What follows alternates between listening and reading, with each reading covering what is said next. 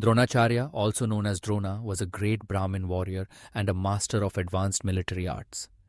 He was appointed as the royal teacher of the Kuru princes, both the Pandavas and the Kauravas, in Hastinapur.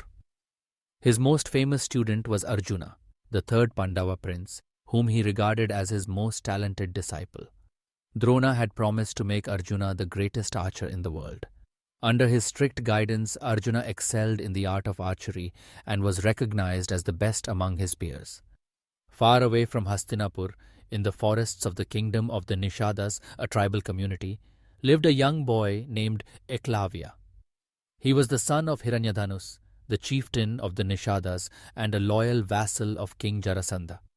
From a very young age, Ekalavya had a burning desire to become a great archer, possibly the best in the world. He had heard of the legendary Dronacharya and wanted to learn from him. With hope and respect in his heart, he travelled all the way to Drona's Gurukul. When Ekalavya reached Dronacharya and bowed before him, asking to become his disciple, Drona looked at him carefully. He was impressed by the boy's humility and determination. But then he asked, "Who are you, child?" "I am Ekalavya, son of Hiranyadhanus, chief of the Nishadas," he replied. Drona's demeanor changed. He knew that Ekalavya was a tribal and not from a royal or Brahmin family. As the royal guru of the Kshatriyas, Drona was bound by social and political expectations. He feared that training a tribal boy might anger the royal court and, more importantly, might create a rival to Arjuna.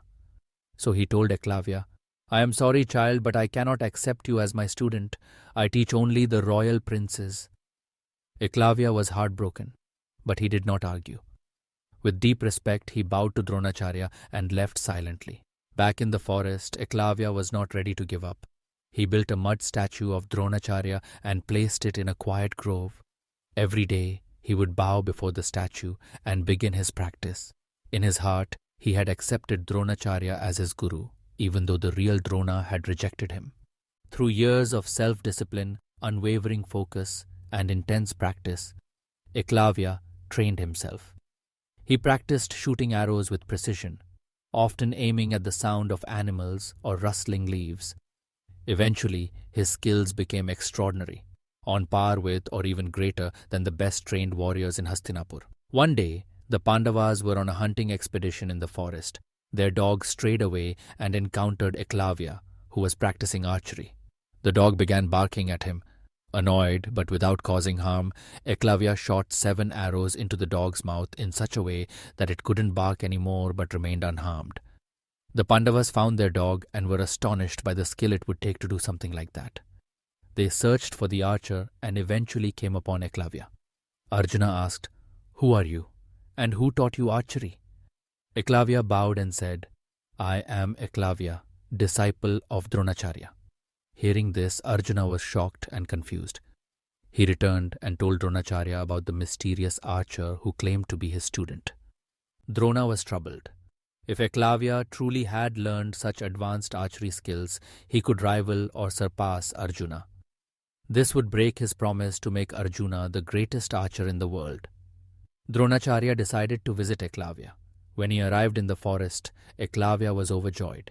He bowed deeply to his guru and said, "Guruji, you have blessed me by coming here. Please accept my humble respects." Drona asked, "If I am truly your guru, will you give me Guru Dakshina?" Ekalavya immediately agreed. "Of course, Gurudev, I will give you anything you ask." Then Drona made a shocking request. "Give me your right thumb." Ekalavya was stunned. His right thumb was essential for drawing the bowstring and releasing arrows. Without it, he could never be the same archer again. But he didn't hesitate. With unwavering devotion, Ekalavya cut off his right thumb and offered it to Drona. Dronacharya accepted the thumb and left, knowing that Arjuna would now remain the best archer. Ekalavya, though now physically limited, continued to practice. He adapted to shooting with his remaining fingers and became a symbol of devotion, sacrifice, and resilience. While Arjuna became the celebrated warrior of the Mahabharata, Ekalavya's name lived on as a quiet testament to dedication and injustice. Whether Dronacharya was right in asking for Ekalavya's thumb is one of the most debated ethical questions in Indian mythology. There is no one correct answer, but we can explore both perspectives, supporting and opposing, so you can decide for yourself. Drona had promised to make Arjuna the greatest archer in the world. When he saw that Ekalavya might surpass Arjuna, he felt bound by his promise. From that perspective, he may have believed it was his duty to uphold his word. Drona was the royal guru hired to train princes, not outsiders. His position came with political expectations. Training someone like Ekalavya without the king's approval might have been seen as a betrayal of royal interests. On the other hand, Drona's refusal to teach Ekalavya was based on his caste, not his ability or sincerity. This reflects social injustice and prejudice, which goes against the modern idea of fairness and equal opportunity. Drona used Ekalavya's devotion to protect Arjuna's position. Ekalavya saw Drona as a guru and offered him anything. Drona used that trust to cripple his talent, which many consider morally wrong. Some argue that Drona acted out of insecurity or favoritism toward Arjuna. Rather than encouraging excellence, he chose to eliminate competition, which goes against the ideal of a true teacher. While Drona tried to protect royal interests, he arguably violated his higher dharma as a teacher, to nurture knowledge and reward merit. In this view, he failed to uphold the nobility of being a guru. Therefore, from a traditional perspective, Drona acted according to the values of his time: loyalty to the throne, caste duty, and keeping promises. From a modern ethical viewpoint, his actions are seen as unjust, biased, and harmful to a talented, innocent boy who only sought knowledge. Ultimately, whether Drona was right depends on which values you prioritize: tradition and loyalty, or fairness and merit.